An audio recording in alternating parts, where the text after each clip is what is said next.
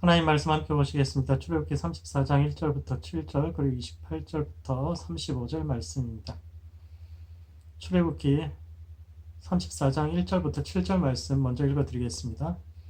여호와께서 모세에게 이르시되 너는 돌판 둘을 처음 것과 같이 다듬어 만들라. 내가 깨트린 처음 판에 있던 말을 내가 그 판에 쓰리니 아침까지 준비하고 아침에 시내산에 올라와 산 꼭대기에서 내게 보이되 아무도 너와 함께 오르지 말며 온 산에 아무도 나타나지 못하게 하고 양과 소도 산 앞에서 먹지 못하게 하라. 모세가 돌판 둘을 처음 것과 같이 깎아 만들고 아침에 일찍이 일어나 그 두 돌판을 손에 들고 여호와의 명령대로 시내산에 올라가니 여호와께서 구름 가운데에 강림하사 그와 함께 거기 서서 여호와의 이름을 선포하실세. 여호와께서 그의 앞으로 지나시며 선포하시되 여호와라 여호와라 자비롭고 은혜롭고 노하기를 더디하고 인자와 진실이 많은 하나님이라. 인자를 천대까지 베풀며 악과 과실과 죄를 용서하시리라. 그러나 벌을 면제하지는 아니하고 아버지의 악행을 자손 3, 4대까지 보응하리라. 28절부터 35절 말씀도 읽어드리겠습니다. 모세가 여호와와 함께 40일 40야를 거기 있으면서 떡도 먹지 아니하였고 물도 마시지 아니하였으며 여호와께서는 언약의 말씀 곧 십계명을 그 판들에 기록하셨더라. 모세가 그 증거의 두 판을 모세의 손에 들고 시내산에서 내려오니 그 산에서 내려올 때에 모세는 자기가 여호와를 말하였으므로 말미암아 얼굴 피부에 광채가 나나 깨닫지 못하였더라. 아론과 온 이스라엘 자손이 모세를 볼 때 모세의 얼굴 피부에 광채가 남을 보고 그에게 가까이 하기를 두려워하더니 모세가 그들을 부르매 아론과 회중의 모든 어른이 모세에게로 오고 모세가 그들과 말하니 그 외에 온 이스라엘 자손이 가까이 오는지라. 모세가 여호와께서 시내산에서 자기에게 이르신 말씀을 다 그들에게 명령하고 모세가 그들에게 말하기를 마치고 수건으로 자기 얼굴을 가렸더라. 그러나 모세가 여호와 앞에 들어가서 함께 말할 때에는 나오기까지 수건을 벗고 있다가 나와서는 그 명령하신 일을 이스라엘 자손에게 전하며 이스라엘 자손이 모세의 얼굴에 광채를 보므로 모세가 여호와께 말하러 들어가기까지 다시 수건으로 자기 얼굴을 가렸더라. 아멘. 모세가 십계명을 받기 위해 산에 올라가 있는 동안 산 아래 있는 백성들이 금송아지를 만들어서 섬깁니다. 이에 모세는 급히 산을 내려와서 그들 앞에서 십계명 돌판을 깨뜨리고 관련자들을 모두 처벌한 후에 다시 산에 올라가서 두 번째 십계명을 받아왔는데 이 말씀이 오늘을 살아가는 우리의 삶과 신앙에 던지는 의미가 무엇인지에 대해 함께 생각해 보는 시간을 갖도록 하겠습니다. 첫 번째, 코가 긴 사람이 되어야 합니다. 모세가 다시 산에 올라가서 40일을 금식했을 때 하나님께서 그가 들고 간 돌판에 십계명을 새겨주시면서 당신 자신을 여호와 코가 긴 하나님이라고 소개하셨는데 이는 첫 번째, 하나님은 사람들의 적극적인 협력을 필요로 합니다. 모세가 시내산에서 하나님으로부터 두 번 십계명을 받았는데 첫 번째 십계명은 하나님께서 친히 돌판도 준비하시고 내용도 직접 적어주신 반면 두 번째 십계명은 모세가 준비한 돌판 위에 하나님께서 내용만 적으셨습니다. 왜 두 번째 십계명은 하나님께서 직접 준비하신 석판이 아닌 모세가 준비한 돌판 위에 새기셨을까요? 어떤 사람들은 하나님께서 모든 것을 준비하신 첫 번째 돌판에 비해 모세가 준비한 두 번째 돌판은 첫 번째에 비해서는 영감이 떨어진다라고 주장하지만 사실 이는 하나님과 인간이 함께 협력함으로써 만들어낸 돌판이요 준비된 사람에게만 당신의 뜻을 드러내시겠다는 하나님 의지의 표현입니다. 호의가 계속되면 권리인 줄 아는 것이 사람입니다. 하나님께서 모든 것을 준비해 주시면 사람들이 그것을 감사함으로 받으면서 너무너무 감사하다. 하나님을 섬겨야겠다. 이렇게 하는 것이 아니라 오히려 그 하나님을 곡해하고 또 자기 입맛에 맞게 이용하려고 합니다. 힘들게 얻은 것은 소중히 간직하지만 쉽게 얻은 것은 쉽게 또 여기는 것이 사람이요. 이에 하나님은 두 번째 십계명은 오직 그들 자신이 스스로의 석판을 가지고 올 때, 즉 준비된 마음을 가진 사람들에게만 당신의 뜻을 새겨주시겠다고 말씀하신 것입니다. 그리고 두 번째 십계명을 주시면서 하나님은 스스로를 코가 긴 하나님이라고 소개하셨습니다.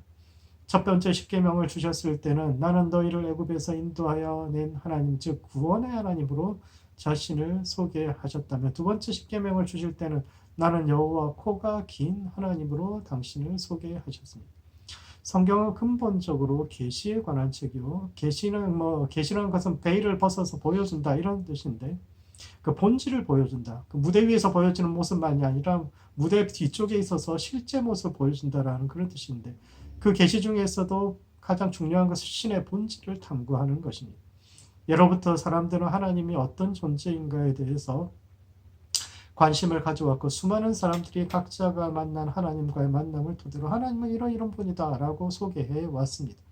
아브라함은 하나님을 엘샤다이 즉 전능한 하나님이라고 이야기해 왔고 이삭은 두려운 하나님, 경외해야 할 그런 분이라고 이야기했으며 야곱은 임마누엘의 하나님 즉 우리가 어디를 가든지 우리와 함께 하시는 하나님이라고 이야기해 왔습니다.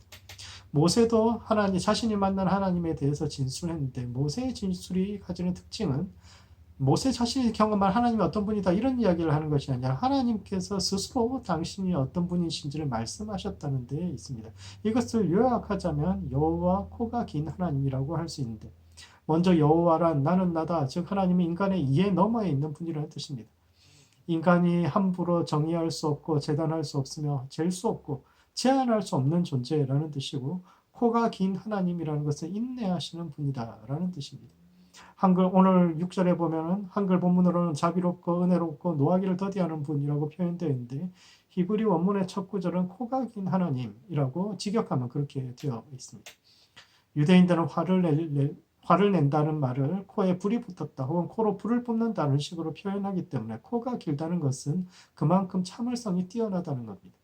다른 사람이었으면 화를 내었을 상황이지만 하나님은 코가 길기 때문에 불이 저 안에서부터 쭉 나오다가 중간에 꺼져버린다라는 뜻이요. 이는 하나님은 우리를 용서하는 분이요 긍휼히 여기시는 분이다라는 뜻을 가지고 있습니다. 두 번째, 그렇다면 왜 하나님은 스스로를 코가 긴 분이라고 주장하셨을까요? 본문의 이야기를 앞뒤를 가만히 살펴보면 사실 하나님의 자비하심보다는 중보기도자로서 모세의 위대함이 더 돋보이는 이야기입니다. 금송아지 사건을 겪으면서 하나님은 당신의 백성들에게 너무너무 실망을 하셔서 내가 이 백성을 도저히 데려갈 수 없겠다. 이 백성을 모두 멸하고 모세와 그 후손을 통하여 새로운 백성을 만들겠다고 선언하셨습니다. 이에 모세는 목숨을 걸고 하나님 앞에 엎드려서 제발 그러지 마시라고 하나님 내가 차라리 지옥에 가는 한이 있더라도 이 백성을 좀 살려달라고 그렇게 간구했고 이에 하나님께서 마음을 돌이키셨는데 그렇게 백성들을 향해서 엄청나게 화를 쏟아내신 하나님께서 갑자기 당신은 코가 긴 하나님이라고 선언하는 것이 이상하지 않습니까? 이 이야기를 자세히 읽어보면 코가 긴 존재는 하나님이 아니라 모세예요. 오히려 하나님은 코가 짧은 분인 것처럼 보이는데 왜 하나님은 스스로를 코가 긴 하나님, 인내하는 하나님, 용서하는 하나님이라고 말씀하고 계신 걸까요? 신약에도 이와 비슷한 사건이 한 가지 있는데 바로 스로보니게 여인의 딸을 치유한 사건입니다. 예수님께서 갈릴리 호수 건너편 이방 지역에 가셨을 때 한 이방 여인이 찾아와서 자기 아픈 딸을 좀 고쳐달라고 부탁합니다. 중동 문화는 매우 보수적이기 때문에 공개적인 장소에서 남자와 여자는 심지어 부부간이라 할지라도 이야기를 나누지 않는 것이 일반적인데 이방 여인이 예수님께 말을 걸었다는 것은 그녀를 대신해서 예수님께 말을 걸어줄 남편이나 남자 친척도 아무도 없었다는 뜻이요. 그런 불쌍한 여자가 예수님을 찾아와서 아픈 아이를 위해서 간구하는데 예수님은 그녀를 동정하지 못할 망정 개에 비유하면서 모욕합니다. 예수님은 자녀의 상에 있는 떡을 개에게 주는 것이 옳지 않다고 말씀하셨는데 우리말에서도 사람을 개에 비유하는 것은 대단히 모욕적이지만 그 문화에서는 더욱 그러합니다. 왜냐하면 과거 먹을 것이 없던 시절 들개들은 무덤을 파고 시신을 먹기도 했기 때문에 이스라엘에서 개는 죽음과 가까운 매우 부정한 짐승이어 따라서 사람을 개에게 비유한다는 것은 더할 나위 없는 모욕이 됩니다. 아픈 아이를 고쳐달라고 하는 그 부탁이 그렇게 모욕받을 만한 일이었을까요? 남편도 없이 딸 하나 키우면서 살았던 그 여인이 그 아픈 아이 때문에 매달리는 그런 여인에게 예수님이 왜 그리 모욕적인 이야기, 그 가슴에 대못을 박는 그런 이야기를 하셨을까요? 그러나 이는 예수님의 본심이 아니었습니다. 예수님은 스스로를 하나님의 택한 백성으로 여기는 제자들의 선민의식이 얼마나 터무니없는가를, 우리는 뭐 택한 백성이고 저 사람들은 버림받은 백성이다라고 생각하는 그들의 이방인에 대한 의식이 얼마나 터무니없는 것인가를 드러내기 위해서 그녀를 제자들 앞에서 몰아붙인 척을 했을 뿐인데, 이는 본문도 마찬가지입니다. 하나님께서 정말 이스라엘 백성들을 멸망시킬 마음이 있었다면 스스로를 코가 긴 하나님이라고 표현할 수 없었을 겁니다. 오히려 이 사건은 하나님께서 모세를 시험하신 사건입니다. 모세는 이집트 왕궁에서 엘리트로 자라난 인물입니다. 인생의 가치관이 형성되는 40세 이전까지 시간을 온전히 왕궁에서 보내면서, 그리고 또 다양한 분야에서 두각을 나타내었던 매우 유능한 인물이기도 합니다. 엘리트 중에 엘리트죠. 그리고 그런 엘리트들이 대개 자기와 다른 이들을 용납하지 못합니다. 그들은 자신들이 너무 잘났기 때문에 기준에 미치지 못하는 사람들을 이해하고 용납하지 못합니다. 공부가 쉬웠던 사람들은 공부 못하는 친구들이 노력하지 않아서라고 생각하듯이, 심지가 굳고 하나의 목표를 정하면 뒤돌아보지 않고 앞으로 달려가던 모세 같은 사람에게 하나님을 경험하고도 금방 돌아서서 금송아지를 섬기는 갈대 같은 이스라엘 백성은 이해할 수 없는 이들이 하나님 백성 될 자격이 없는 사람들이라고 생각하는 겁니다. 그리고 그런 그에게 하나님께서 놀라운 제안을 하셨습니다. 이들은 나의 백성 될 자격이 없으니까 너의 우선으로, 즉 모세와 같이 심지가 굳고 똑똑하고 한 마음으로 하나님을 쫓을 수 있는 그런 사람들로 새 백성을 만들겠다고 제안하셨는데, 이것은 하나의 유혹입니다. 누가 하나님 백성 될 자격이 있을까요? 똑똑하고 의지가 굳은 그런 사람들만 하나님 백성 될 수 있을까요? 만약 모세가 그때 하나님의 제안을 받아들였다면 아마 우리는 문턱이 매우 높은 종교가 되었을 겁니다. 하나님 백성 되려면 사회적으로나 경제적으로 어느 정도 수준에 이르러야 들어갈 수 있는 그런 신앙이 되었을 겁니다. 그러나 하나님께서 애초부터 부르신 사람들은 그런 놀라운 잘 사는 그런 사람들이 아니라 이집트 사회 바깥쪽, 즉 변방으로 밀려나 있던 이들이요, 사회의 가장 낮은 곳에 위치한 사람들이었는데, 여기서 낮다는 것은 단지 경제적인 상황만을 뜻하는 것이 아니라 도덕적 수준도 포함되는 겁니다. 하나님은 언제든 자신을 배반할 준비가 되어 있는 그런 이들을 당신의 백성으로 또 약속의 땅으로 부르셨습니다. 그러므로 코가 긴 사람이 되어야 합니다. 하나님은 스스로를 여호와, 즉 제한이 없는 존재요 코가 긴 하나님이라고 말씀하신 것은 우리도 그런 사람이 되어야 한다라는 겁니다. 하나님이 제한되지 않듯이 우리도 인생의 한계에 굴하지 않고 앞으로 나아가야 하며, 또한 그분이 긴 코를 가지고 사람들의 연약함을 받아들이듯이 우리도 많은 사람을 포용하고 이해할 수 있기를 바라셨는데, 하나님을 닮아 코가 긴 모든 성도들 되시기 바랍니다. 두 번째, 빛이 나는 사람이 되어야 합니다. 이 사건의 결론은 모세의 얼굴에, 하나님을 만났던 그 모세의 얼굴에서 너무나도 환한 빛이 났다는 것인데, 이는 첫 번째, 우리가 짓고 있는 우리 인생의 성전이 어떤 모습인지를 돌아보게 합니다. 출애굽기는 이스라엘 백성들이 이집트를 떠나는 과정을 뜻한다는 그 책 제목과는 달리 출애굽하는 장면은 전체 40장 중에서 절반인 20장도 손에 끝나고, 나머지 절반은 광야에서 성막을 세우는 내용으로 이루어져 있는데, 특이한 점은 성막의 설계도에 관한 내용과 설계도에 따라 짓는 내용이 반복해서 등장한다는 것입니다. 과거에는 종이와 필기구가 매우 비쌌기 때문에 중복된 이야기는 웬만하면 삭제하고 많은 분량을 함축적으로 전하는 것이 일반적인데, 성막에 관해서는 설계에 관한 내용 7장, 그리고 설계도에 따라서 그대로 짓는 내용 6장으로 이 두 분량이 적지 않은 내용이 반복되고 있으며, 그 둘 사이에 금송아지 사건이 샌드위치처럼 끼어 있는데, 이는 우리가 마음속으로 세워가고 있는 하나님의 성전의 모습이 금송아지의 모습을 띠고 있지 않은가를 돌아보라는 뜻입니다. 왜 이스라엘 백성들은 광야에서 금송아지를 만들었을까요? 홍해를 가르고 만나를 내리신 하나님, 애굽에서 종살이하던 자신들을 불쌍히 여기셨던 그리고 이끌어내셨던 그 놀라운 하나님을, 그 하나님을 경험했던 사람들이 광야에 오자마자 하나님을 배반하려고 송아지를 만들고 섬기려고 했을까요? 그렇지 않을 겁니다. 오히려 그들은 자신들이 경험한 하나님을 송아지에 투영한 겁니다. 송아지는 예로부터 부의 상징이었습니다. 과거 농경사회에서 소가 있는 집은 대단히 부유한 집이었고, 이는 이스라엘도 마찬가지로 왕국 초기만 해도 소는 마을에 한두 마리 있을 정도로 아주 귀한 동물이었습니다. 소는 장정 대여섯 명분의 일을 혼자 해낼 뿐만 아니라 대지의 신이요 농사의 신인 바알이 타고 다니는 동물이기도 합니다. 그런 점에서 이스라엘 백성들은 자신들을 구원해 준 하나님이 자신들의 소로 남아주기를 바란 겁니다. 같은 사건을 경험한다고 해서 같은 인식을 갖게 되는 것이 아닙니다. 십계명에서 하나님은 우상을 만들지 말라고 하셨는데 이는 형상을 만들지 말라는 것이고 이는 이방신의 우상을 만들지 말라는 뜻만이 아니라 하나님 자신의 형상도 만들지 말라는 겁니다. 왜 하나님은 당신의 형상도 만들지 말라고 하셨을까요? 형상이라는 것은 인식 대상에 대해 마음이 가지는 이미지를 뜻하는데 하나님의 형상을 만든다는 것은 그분의 본질과 기능에 대해 우리 나름의 정의를 내리고 경계선을 정하는 것이요. 성경은 이것을 경계하고 있는 겁니다. 바울은 우리 자신이 하나님의 성전이라고 이야기했는데 우리 마음 깊은 곳에 있는 성전, 그곳에 세워진 하나님의 형상은 우리 자신이 중심이 된 그 황금 송아지 모습을 하고 있습니까? 아니면 성경이 제시하는 하나님의 모습, 즉 여호와 코가 긴 하나님의 모습을 하고 있습니까? 모세와 이스라엘 백성들은 홍해가 갈라지고 하늘에서 만나가 내리는 것을 함께 경험했지만 시내산 앞에서 그들의 길은 완전히 달라집니다. 모세는 다시 한번 돌판을 깎아서 하나님 자신이 말씀하신 하나님, 즉 여호와 코가 긴 하나님을 섬기는 길, 그 하나님을 닮아가고 그 하나님처럼 뛰어가는 그 길을 가지만 이스라엘 백성들은 자신들의 말을 잘 듣는 황금 송아지를 섬기는 그 길로 나아갔는데 오늘 우리가 만들어가고 있는 우리 마음의 성전은 어떤 모습을 하고 있는지 깊이 생각해 보아야 합니다. 두 번째, 빛이 나는 인생을 살아야 합니다. 이 이야기의 결론은 모세의 얼굴에서 환한 빛이 났다는 겁니다.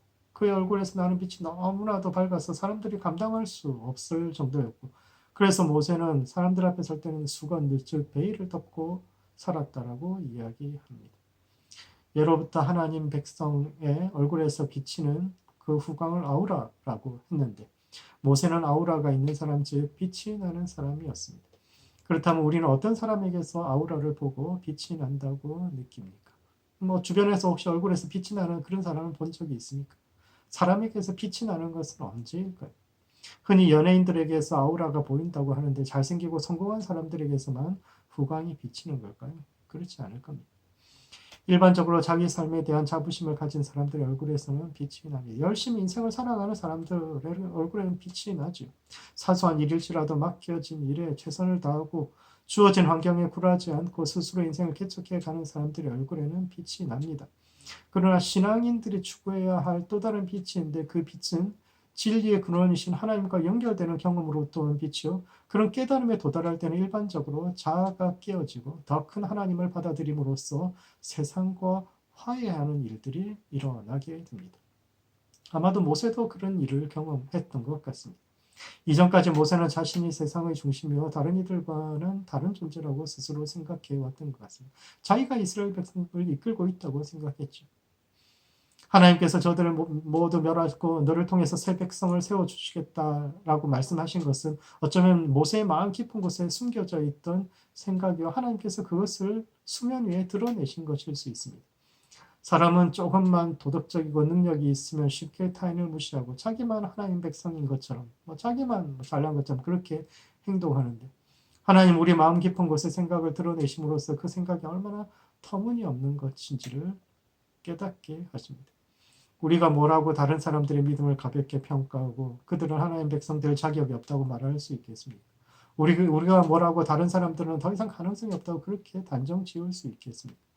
광야 이스라엘 백성들은 끊임없이 하나님을 배반하지만 하나님은 단 한 번도 포기하지 않고 늘 소망을 가지고 그들에게 새로운 길과 원칙을 제시하심으로써 당신이 코가 긴 하나님임을 입증하셨고 그 하나님 앞에서 모세는 자신이 마음 깊은 곳에서 백성들을 비난하고 정죄하고 있었음을 깨닫게 됩니다. 모세가 정말 뛰어난 사람이지만 그는 마음 깊은 곳에서부터 백성들을 정말 사랑하고 존중하는 마음이 있었던 것이 아니라 늘 백성들이 부담스러웠죠. 이런 백성을 이끌고 어떻게 저기까지 갈 수 있을까? 늘 백성을 보면 원망스럽고 그런 마음이 있었는데 하나님 앞에서 그 마음이 깨어진 겁니다. 그는 하나님의 지도자로서 백성들에 대한 소망 없이 자기 눈에 들보는 보지 못하고 남의 눈에 티끌만 쳐다보고 있었음을 깨달았고 그 깨달음으로 말미암아 자기의 좁은 자부심은 깨어졌지만 그리하여서 세상과 화해하고 하나님께서 행하실 일에 대해 더 큰 소망을 갖게 된 겁니다.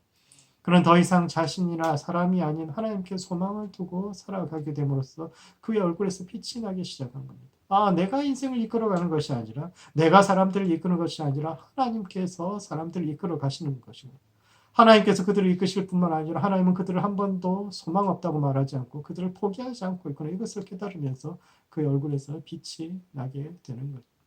우리는 약하고 사람들은 실패하지만 코가 긴 하나님은 마침내 백성들의 실패를 바꾸어서 제 대신 화관을, 근심 대신 찬송을 우리에게 주실 것을 깨달음으로 그의 마음과 얼굴에 빛이 가득하게 됩니다. 그러므로 빛이 나는 성도들 되시기 바랍니다. 늘 우리에게 실망을 안기는 사람들과 현실을 바라보는 것이 아니라 하나님의 말씀을 붙들고 희망을 이야기하는 빛나는 모든 성도들 되시기 바랍니다. 말씀을 정리하겠습니다. 출애굽기 34장은 황금송아지 사건의 결론이자 우리 마음속에 세워져 가는 성전의 모습이 어떤 것인지를 질문하고 있는데, 첫 번째, 코가 긴 사람이 되어야 합니다. 하나님은 여호와 코가 긴 분인데 그 하나님을 본받아 삶의 한계에 굴복하지 않고 앞으로 달려가며 또한 나와 다른 이들을 포용할 수 있는 마음이 넓은 성도들 되시기 바랍니다. 두 번째, 빛이 나는 사람이 되어야 합니다. 금송아지 사건은 우리가 마음속으로 짓고 있는 성전이 어떤 것인지를 질문하는데, 스스로를 우상으로 만들어 하나님을 통제 아래 두는 신앙이 아니라 자신의 부족함과 연약함을 깨닫고 자기를 깨뜨림으로써 더 큰 하나님을 만나고 세상과 화해하여 얼굴에서 빛이 나는 모든 성도들 되시기 바랍니다. 기도하시겠습니다. 기도하실 때는 빛이 나는 성도 될 수 있도록 스스로를 위해 기도합시다. 어떠한 상황에서도 포기하지 않고 하나님을 신뢰하며 날마다의 인생을 충실하게 세워갈 수 있도록 우리 스스로를 위해서 기도하시고, 두 번째는 코가 긴 성도와 교회될 수 있도록 서로를 위해서 기도합시다. 세상을 위해 기도하고 중보하며 타인의 연약함을 받을 수 있는 성도와 교회 될 수 있도록 서로를 위해서 함께 기도하시겠습니다.